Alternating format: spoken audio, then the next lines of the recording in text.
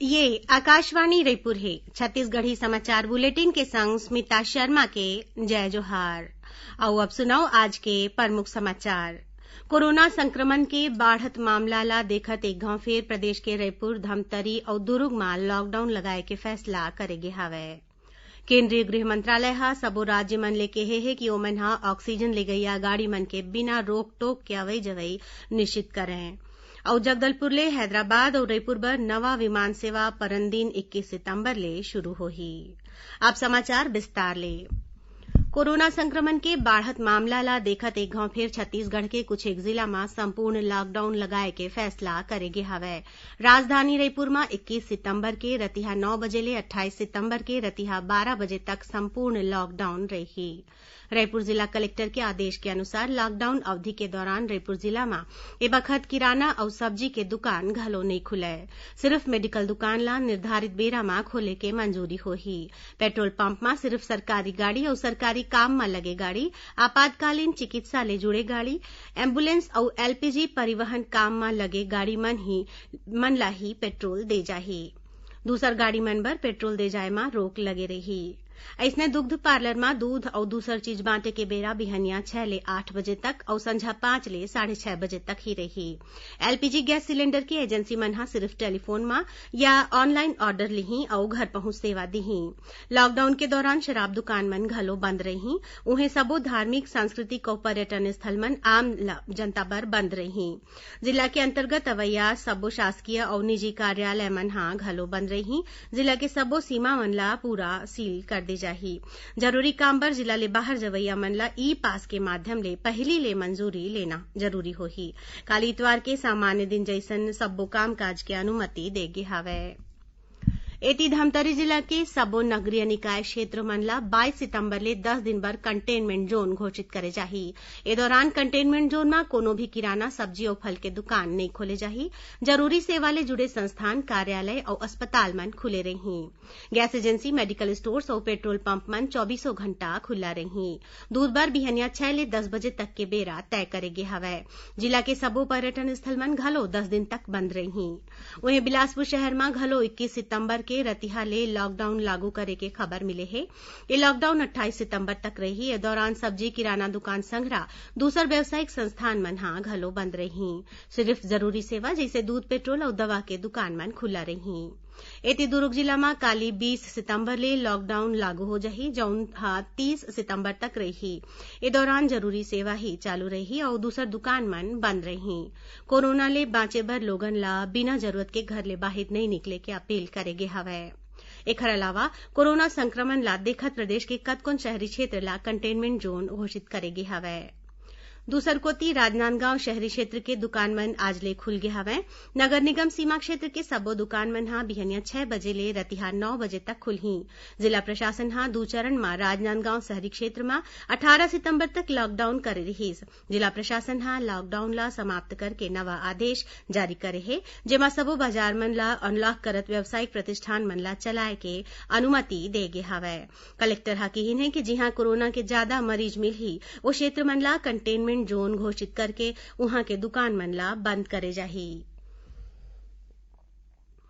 केंद्रीय गृह मंत्रालय हा सब्बो राज्य मन ले केहे है कि ओमन हा ऑक्सीजन ले गईया गाड़ी मन के बिना रोक टोक के अवई जवई निश्चित करें। काबर की कोरोना रोगी मन के इलाज में ऑक्सीजन बहुत जरूरी है। एक खबर लिखे गे चिट्ठी में केंद्रीय गृह सचिव अजय भल्ला हा कहिन है कि कोनो राज्य में ए काम में रोक लगाए के प्रयास करे जावत है। ओमन कहिन कि कुछ राज्य मन हा अपन आपूर्तिकर्ता मन ला आदेश देवत है कि ऑक्सीजन की आपूर्ति अपने राज्य के अस्पताल मन तक सीमित रखें। श्री भल्ला हा कहिन कि मेडिकल ऑक्सीजन लोगन के सेहत ले जुड़े जरूरी जिनिस है और एकर आपूर्ति में रुकावट डाले ले देश के दूसर भाग में रोगी मन के इलाज में एकर गंभीर प्रभाव पड़ सकत है। ओमन हा राज्य मन ले कहिन है कि ऑक्सीजन के आपूर्ति में कोनो प्रतिबंध नहीं होना चाहिए और परिवहन अधिकारी मन ला ये निर्देश दे जाना चाहिए कि ओमन हा एक राज्य ले दूसर राज्य में ऑक्सीजन गाड़ी के अवई जवई ला निश्चित करें। छत्तीसगढ़ी समाचार बुलेटिन आप मन आकाशवाणी रायपुर ले सुनत हो। छत्तीसगढ़ के खबर ले है आपके वास्ता और खबर के विश्वसनीयता ले है हमर वास्ता। आकाशवाणी समाचार रायपुर के प्रादेशिक समाचार बुलेटिन के संगे संग हमर समसामयिक कार्यक्रम आप रेडियो के संग अपन मोबाइल में घलो सुन सकत हो। आकाशवाणी समाचार फेसबुक, ट्विटर और यूट्यूब में घलो हावय। हमर फेसबुक पेज हरे Chhattisgarh news on AIR, Twitter handle CGAIR news और हमर यूट्यूब चैनल हरे छत्तीसगढ़ AIR न्यूज। तो अब रेडियो के संगे संग आपके मोबाइल के माध्यम ले हम आप तक पहुंचत हन। छत्तीसगढ़ के हर खबर बर सुनत रहो आकाशवाणी समाचार। अब आगू बढ़बो बाँचे समाचार कोती। राज्य शासन हा कोरोना मरीज मन के उपचार के दौरान हाई रेजोल्यूशन HRCT इन्वेस्टिगेशन के जरूरत होय मा निजी अस्पताल और डायग्नोस्टिक केंद्र में सीटी स्कैन के दर निर्धारित करे हे। एती जांजगीर चांपा जिला कलेक्टर हा जिला स्तरीय अधिकारी मन के बैठका लेके लक्षण रहित कोरोना संक्रमित मरीज मन ला मेडिसिन किट के साथ होम आइसोलेशन बर प्रोत्साहित करे जाए के निर्देश दीन। ओमन हा किहिन के अइसन मरीज मन ला होम आइसोलेशन के अनुमति आसानी ले मिलना चाहिए। उन्हें महासमुंद जिला में कोरोना पॉजिटिव गर्भवती माइलोगिन मन के प्रसव और दूसर सर्जरी के मामला पर सामुदायिक स्वास्थ्य केंद्र तुमगावला अधिकृत करेगे हवै।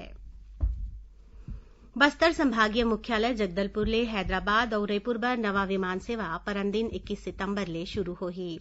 मुख्यमंत्री भूपेश बघेल हा वीडियो कॉन्फ्रेंसिंग के माध्यम ले ए सेवा के शुरुआत करही। ए मौका में ओमन हा विमान यात्री मन ले घलो गोठ बात करही। जिला प्रशासन के विशेष प्रयास ले RCS स्कीम में शुरू करे जावत ये नवा विमान सेवा ले बस्तरवासी मन ला जगदलपुर ले हैदराबाद और रायपुर बर सीधा विमान सेवा के सुविधा मिलही। राष्ट्रीय पोषण माह में लइका मन ला पोषण के संदेश दे जाए बर राजनांदगांव जिला में प्रचार रथ बनाए गे हवै। जिला कलेक्टर टोपेश्वर वर्मा हा ये पोषण रथ ला रवाना करिन। 5 सूत्रीय संदेश वाला ये रथ हा गांव गांव में जाके पोषण के विषय में जागरूकता के प्रचार करही। पोषण रथ में गंभीर और मध्यम कुपोषित लइका मन के पहचान करके ओमन ला तुरते स्वास्थ्य सुविधा देवाना, स्तनपान, पूरक पोषण आहार के संबंध में संदेश दे जाही। उहे महासमुंद जिला के भलेसर के कृषि विज्ञान केंद्र में पोषण अभियान के आयोजन करेगी। इस दौरान जिला के 35 जन आंगनबाड़ी कार्यकर्ता और गांव के 40 जन महिला किसान मन ला बाड़ी प्रोजेक्ट और गृह वाटिका में हरा सब्जी उगाए के और फलदार पौधा मन के बारे में जानकारी देगी। अब थोरकुन समाचार सार में। छत्तीसगढ़ प्रदेश NHM कर्मचारी संघ के बैनर में रायपुर, धमतरी, राजनांदगांव और बालोद संग्रह आने जिला में संविदा स्वास्थ्य कर्मचारी मन हा नियमितीकरण के मांग ला लेके हड़ताल शुरू कर दिन है। जांजगीर चांपा जिला में खनिज उड़नदस्ता टीम हा खनिज के अवैध परिवहन के मामला में 15 टन वाहन ला जब्त करे है। दंतेवाड़ा जिला में शंखिनी नदी के जल स्तर बाढ़े ले उहां फंसे 7 जन मजदूर मन ला पुलिस के जवान मन हा रेस्क्यू ऑपरेशन चला के सुरक्षित बाहर निकाल लीन। दुर्ग पुलिस हा जमीन सौदा में 20 लाख रुपया के धोखाधड़ी करे के आरोप में 2 जन आरोपी मन ला गिरफ्तार करीन है। कोरिया जिला में पटना थाना में अवैया जमगहना के तीर मालगाड़ी के चपेट में आयले एक जन युवक के मौत हो गई। कोंडागांव जिला में फरसगांव पुलिस हा राष्ट्रीय राजमार्ग में एक ठन गाड़ी ले 17.5 किलो गांजा जब्त करीन है, जेकर कीमत करीब 83,000 रुपया बताए जावत है। कोंडागांव जिला के विश्रामपुरी ले लापता हुए नोनी ला पुलिस हा नागपुर ले बरामद करे है। जांजगीर चांपा जिला में लूट की वारदात ला अंजाम देवैया 3 जन आरोपी मन ला जयजयपुर पुलिस हा गिरफ्तार करे है। और कांकेर जिला के नरहरपुर विकास खंड के ग्राम मुरुमत्रा के बाद हाथी मन के दल हा अब ग्राम मरवाड़ी तक पहुंच गया हवै। यहाँ हाथी मन के दल हा फसल ला नुकसान पहुंचाए है। आखिर में प्रमुख समाचार एक घाव फिर। कोरोना संक्रमण की बढ़त मामला ला देखत एक घाव फिर प्रदेश के रायपुर, धमतरी और दुर्ग में लॉकडाउन लगाए के फैसला करे गे हवै।